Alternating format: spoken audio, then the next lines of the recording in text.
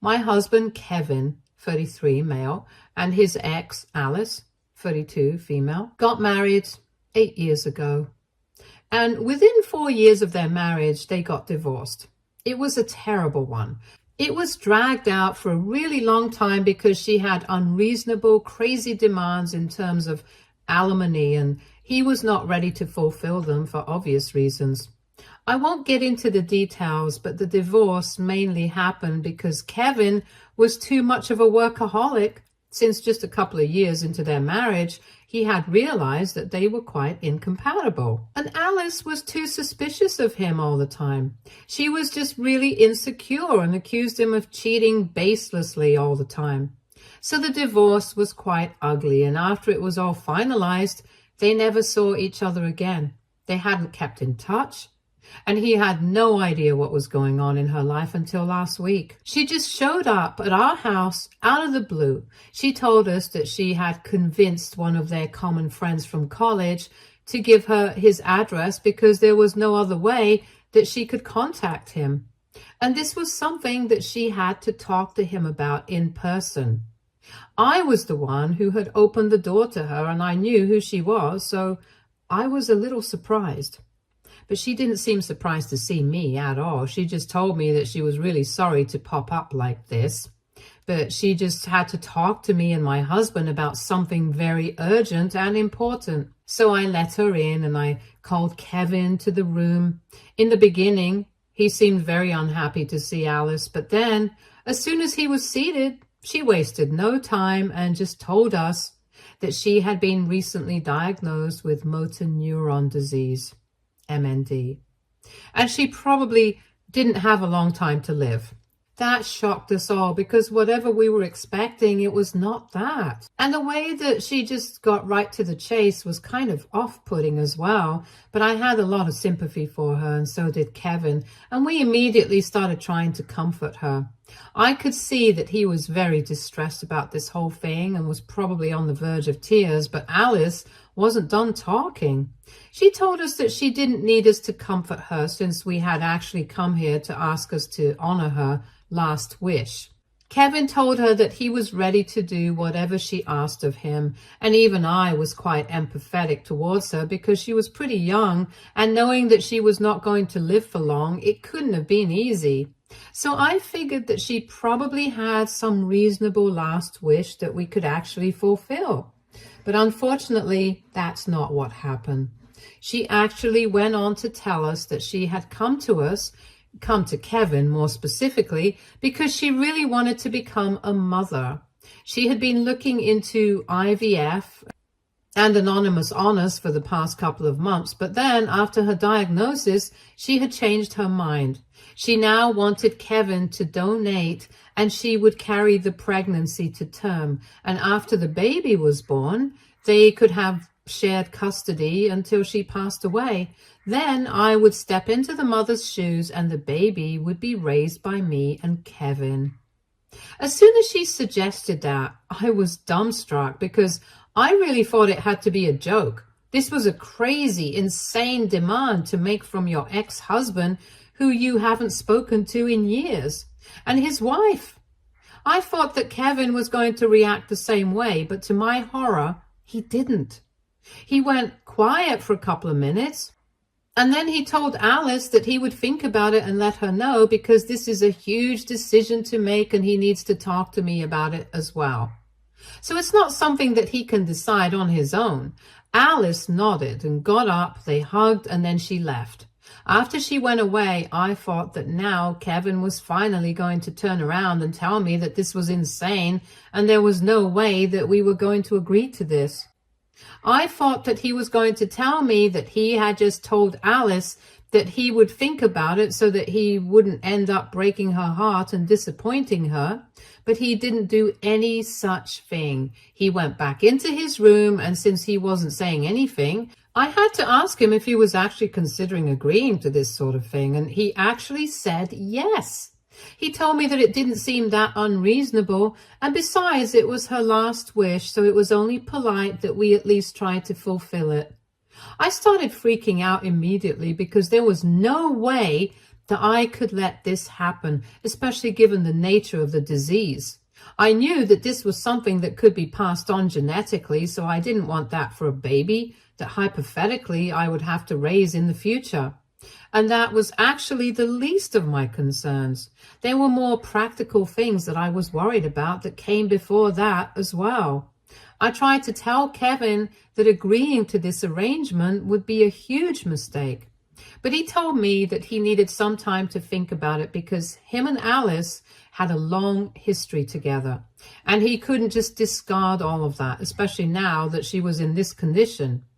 He tried to tell me that given the fact that she had come to him and nobody else, there was definitely something about the situation and we needed to look at it positively. So for context, I have endometriosis, which means it's a tad bit difficult for me to conceive, and I'm already 33 right now, and getting older would mean that I would find it even more difficult to conceive and carry that pregnancy.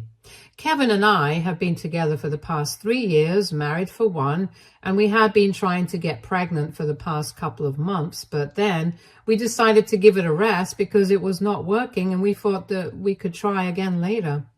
That was just last month, and now Alice showed up with her proposition, so Kevin believes that this is a sign from the universe that we should give up on our pregnancy journey because it might get too difficult for me, and just say yes to her last wish instead. This was his explanation of putting a positive spin on the situation, and that's why he thinks that we should at least consider it.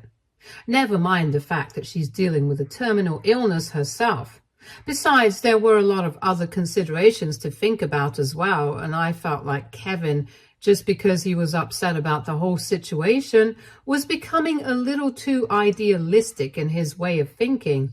So I told him that I was putting my foot down. There was no way that I was going to go through with this, and we had a terrible fight that day. I think it was one of the biggest fights that we have ever had, and if not the biggest. And towards the evening, I just started packing my stuff after the fight and left. I was hurt beyond words. I didn't even know what to say to him because this was crazy. So I moved in with my parents for a while just so I could deal with this emotionally. At the time that I left, he had been out for a walk to clear his head, so when he came back home and found me missing, he started calling me and I picked up because I thought he was going to apologize for being so insensitive to me. But then he told me that I was being unreasonable and actually accused me of being insensitive to him and Alice, who was fighting for her life. This was the last thing that she was asking of him, so we could at least consider it because that way we would get a baby without even putting my body through the trouble of carrying a pregnancy to term. And yet again, he told me that he felt like I was not being grateful enough for the opportunity that had been presented to me. So on the phone call, we had another fight and he accused me of being insecure about Alice and her influence in his life even now. And that's why I was making such a huge deal about this, which was significantly more hurtful than whatever he had said up until then. For the past couple of days, we've been going back and forth on this, and I haven't been able to block him because he's alternating between getting upset with me and being mad at me or begging me. And I feel really bad for him. I can tell that he's very distraught regarding the situation with Alice, but there's not much that we can do about it. Especially not whatever she has been suggesting. It's literally insane. And it's out of the question. He's been acting psychotic about this whole thing and even talked to my parents about it. And they agree with me that this is a terrible idea. And it's crazy that he's even considering it right now. Things have come to a point where I'm actually considering getting a divorce because I don't see any other way out of this. But about that, I feel kind of bad because he's in a terrible state of mind right now, and I don't think that leaving him would be the right thing to do. So I'm literally torn into two, and I have no idea what to do. WIBTA if I decided to file for a divorce because my husband wanted to donate so his ex can get pregnant because that's her last wish. Edit. So Kevin and Alice started dating when they were in college. They went way back, and they were together for almost 8 years from the day they started dating till when they filed for divorce. Even when he and I started dating, he had told me that he was quite serious about Alice before me, and even though they hadn't spoken for years, he couldn't deny the fact that he had had a deep connection with her. But then they got divorced and everything ended pretty badly, so I didn't think that it was a threat to me or my relationship with Kevin in any way. Besides, by the time I had started dating him, they had had no contact for quite some time, and he hardly ever even spoke about her unless he was talking about his college days or whatever. So I had no reason to be insecure about her or suspect anything, and that's why I wasn't on high alert when she showed up at our house. But right now, given the situation, I've started to think that maybe he never got over her in the first place. So the things that you guys have been saying in the comments, it's not like it hasn't occurred to me, but I don't want to think the worst of him. At least not right now, when everything is already so complicated. So while I'm not denying that it's a very real possibility that he still has feelings for her, and seeing her again just made it all come up to the surface once more, I'm just saying that I don't want to discuss it right now. Update 1. Hi, thank you everyone for your kind words and support. It's been a couple of days since I posted, and I have decided I'm going to talk to him one last time. I'm going to try to make him see sense, and if it doesn't work, then I'm going to have to speak to a lawyer and file for divorce, because this is getting too much for me now. The only reason I'm giving him this one last chance is that I know that he's grieving. I know it can't be easy to know that somebody you had been connected to for 8 years of your life, somebody who had a meaningful relationship with at one point of time, is soon not even going to be there. It's very difficult, and he has all my sympathies right now. But that is the most that I can do for him. I can only extend my sympathies. I'm not going to give in to his whims and fancies and allow myself to be involved in this ridiculous situation that he's getting dragged into because of Alice's last wish. In the past couple of days, he has stopped getting mad at me altogether in his text. He's only been begging me to at least consider this. He's been begging me to come back and talk to him, and this morning I replied to him saying that I was willing to come back and talk to him, but he couldn't lose his temper at me and start yelling at me the way he did earlier. Because if he did that, I was going to walk away immediately. I'm not going to tolerate any more disrespect at this point. He can't just get away with everything because he's upset.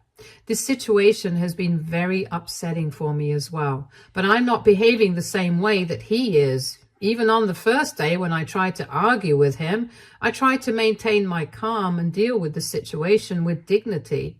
But he was the one who lost his temper and started yelling like a madman. He was the one who accused me of being insecure and jealous on the phone call, and this kind of behavior is not going to fly with me anymore.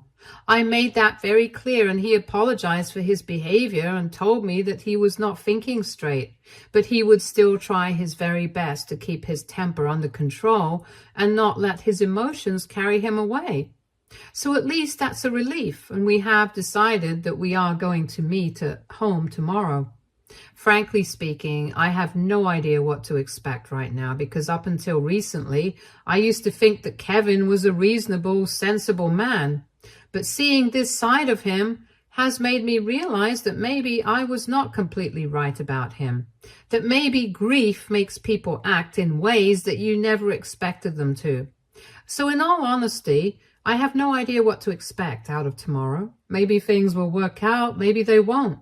But at least I'll have the satisfaction of knowing that I tried my best to make it work. And that's all that matters to me right now. Update 2. Hi, so I just came back home after meeting Kevin. When I went over, he welcomed me very warmly, apologized for his behavior, and told me that he was going to try and keep things calm this time. And in the beginning, I thought that maybe I had done the right thing by trying to give him a chance at least. And then we got to talking. I explained my side of things to him. I told him that I was not ready for this kind of situation, If I wanted a baby, I would like for the baby to be completely healthy. And since MND has a chance of being carried through genes, I don't think it was a good idea for Alice to get pregnant. Besides, given her diagnosis, there's already no telling how fast or how slow the disease is going to be, and given the circumstances, it's probably not right to put her through a pregnancy if she herself doesn't realize it. Then we can at least do her a favor by declining.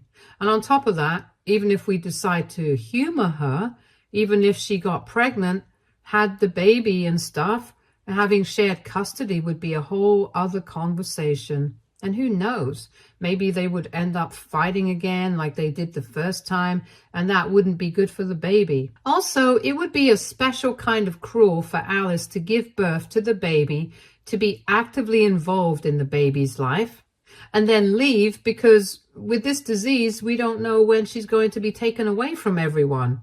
And that's a major concern, especially with a baby involved. That's all I had to say. And in my opinion, these were all very valid points, which had nothing to do with me being jealous or insecure of her. Of course I didn't mention that. Even apart from all this, I was very uncomfortable with the idea of the situation even materializing. But given whatever he had said earlier, I didn't think it would be wise for me to acknowledge that. So I just tried to reason with him using the practical side of things, and I thought that he would understand. But instead, he started bringing up irrelevant counter-arguments. He told me that all we had to do was just agree to the situation, and then we would deal with these things as they came up. Basically, he wanted to go with the flow, but he just wanted me to agree, and I'm not the kind of person who likes going with the flow, especially with regards to things like marriage and pregnancy and whatnot. For me, this is a huge deal. I can't take it as casually as he was. So I made that clear to him, and it was a very fundamental difference between the two of us, which I didn't think would ever be tested like this. I had always known that he was more of a spontaneous kind of guy, but I liked that about him, and I thought that this would balance me out. But right now, I'm not so sure about that. When I disagreed with him, things started getting bad again. But at least this time, he kept his temper under control, and he tried to reason with me, even though he was visibly upset. He told me to keep all those practical considerations aside and just think about the fact that at the end of all of this, we were going to have a baby, and I wouldn't even have to put myself through the pregnancy. Somebody else was going to do it for us. And the best part was that it would be us doing that person a favor. It wouldn't even be as expensive as surrogacy. I got a bit frustrated at that point, and I just told him that it didn't matter to me that we were going to have a baby at the end of this process, because I didn't want to get involved in something as complicated and weird as this in the first place. Whatever Alice was suggesting, it was not even going to be considered feasible by other people. I don't understand why he was even entertaining the idea, but it was just weird and crazy, and I didn't like it. If we really wanted a baby, I could try to get pregnant naturally, and if that doesn't work, we still had IVF, surrogacy, and adoption as options. This whole thing with Alice was not even something I was considering, and I could tell that he was very upset, which is why he was so bent on honoring her last wishes. But it was a terrible idea, and he needed to realize that. She was being unreasonable enough, but I couldn't control that, since I was not her friend or her family to be giving her advice. If I had any say in Kevin's life as his wife at all, I would advise him against it. I tried to reason with him, but he just started looking even more upset. He stayed silent for a couple of minutes, and then he told me that since I had made up my mind, we had nothing more to discuss. So that was it. And I still had a lot of things to say even after that. I just wanted to shake him and tell him that he was destroying our marriage and his own life. But I was so exhausted emotionally that I just got up and left. I came back home, cried for a while, explained the situation to my parents, and then I started looking for divorce attorneys. because I really can't do this anymore. I've given this my own. I've tried my very best to be reasonable, to try and make and see that what he's doing is crazy. But if he doesn't want to understand that, then that's on him. But I'm not obliged to be a part of this insanity, and I won't be either. Update 3. Hi, sorry for being missing in action for 2 weeks, but I had my hands full. A couple of days after I made my last post, I fell seriously sick, but powered through it somehow and got in touch with a lawyer. We drew up the divorce papers, and a couple of days later, Kevin was served. Then, a few days back, he responded with a few minor modifications, but apart from that, he was not contesting it. So it's final now. We're getting a divorce, and we haven't been in touch for the past 2 weeks. I've been trying to be normal. I've been going to work and pretending like everything is fine. Nobody apart from my parents even knows that we're separating. But deep down, I'm hurting a lot. The thing is, it's not like I don't want to share this part of my life with my friends.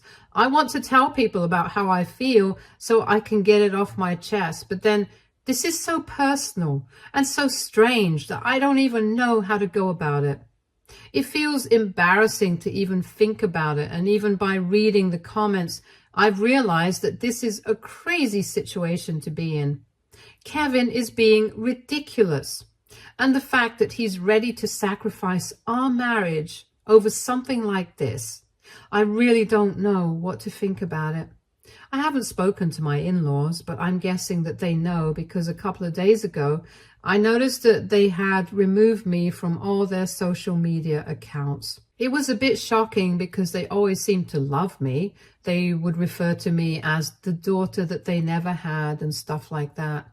But I guess given the situation, they probably wanted to be on their son's side, even though I don't understand how they can bring themselves to agree with whatever he's doing. Anyway, it's really his loss, and even though I'm still hurt, I'm trying to get myself to come to terms with it. In a couple of days, I might put out a statement on social media or something, just to let people know that we are separating now. If we were getting divorced, under other circumstances, I might have consulted him before saying anything to anyone, but right now, I don't really feel the need to do that. I'm just done with him, and I can't wait for this whole ordeal to be over. Update 4. So it's been about a week since my last update, and today I received a message from an unknown number, and after opening and reading through it, I realized that it was Alice. This happened just a couple of hours ago, and I'm still in shock because I can't believe that she had the audacity to actually say this to me. Hello, I'm so sorry that my last wish has caused so much trouble in your marital life. It was really not my intention to ruin somebody's marriage. Kevin told me all about it, and I feel really bad about whatever has happened, so I want to apologize for that before I say anything else. I really truly am sorry for everything that has gone wrong. However, I also feel like you have no right to say that I'm being unreasonable, considering the fact that you couldn't even make such a teeny tiny sacrifice for the sake of your husband and his mental well-being. You can tell that he's very distraught, even though I myself have come to terms with the fact that I'm not going to live long. So the least you could have done was play along and let him have this. Instead, you made him feel worse about himself. You gaslighted him into thinking that maybe he was screwing everything up in his life, when in reality, he was just trying to do something good for me. I don't know why you are so insecure and jealous. We haven't ever met before, and I've never given you a reason to doubt Kevin. And yet, this is the kind of attitude that you had. It's just appalling. I thought that as a woman, you would be able to understand me, but I was clearly wrong. You were too selfish to think about anybody else but yourself, and that's why your marriage is in shambles right now. I hate to say it, but Kevin deserves better. I hope you take a lesson from this and try to broaden your way of thinking. Anyway, I've said whatever I had to say. I just wish that you would have chosen to be kinder, but that ship has sailed now. Goodbye. Have a nice life. This is the message she sent me, and halfway into reading it, I had half a mind to call her up and start cursing her out, because I really couldn't imagine why she thought she could say this to me and get away with it. I was angry about it for quite a while, and I even had a reply typed out and ready to go. But at the last moment, I decided against it, because it's just not worth it. It was very obvious that she had sent me this message because she wanted a reaction out of me. But I was just not going to give her the satisfaction. So I read that message one last time. I cussed her out in my head, and then I just blocked her. I'm not going to waste my time and energy talking to people like that. I'm just not interested. In a couple of months, my divorce with Kevin will be finalized, and I will finally be done with all of this for good. I don't have to put in any extra effort to make anyone see my side of things. It's just not necessary. Update 5. Hi, so it's been 5 months since my last update, and a couple of weeks ago my divorce came through. These past 5 months have been a total roller coaster of emotions, because shortly after I announced our separation, a couple of my friends reached out to me, and I explained the whole situation to them, as ridiculous as it sounded.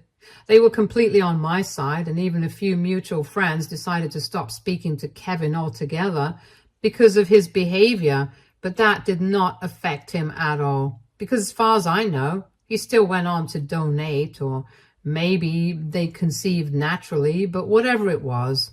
2 months ago, I found out that Alice was now pregnant, and even though both of them insisted online that they were not getting back together, I knew that they had been hanging out a lot more, and maybe they were just keeping up appearances, because it's not going to look too good for Kevin if he just makes his relationship with her official while he's still getting divorced from me.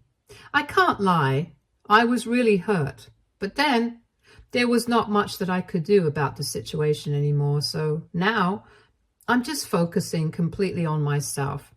I'm trying to live better and distract myself from everything to do with him. I've even told my friends and everyone not to tell me what he's up to. I just don't want to know. I want to move on with my life and do better for myself. And that's it. Stay tuned for more stories from Our Girl Relationships.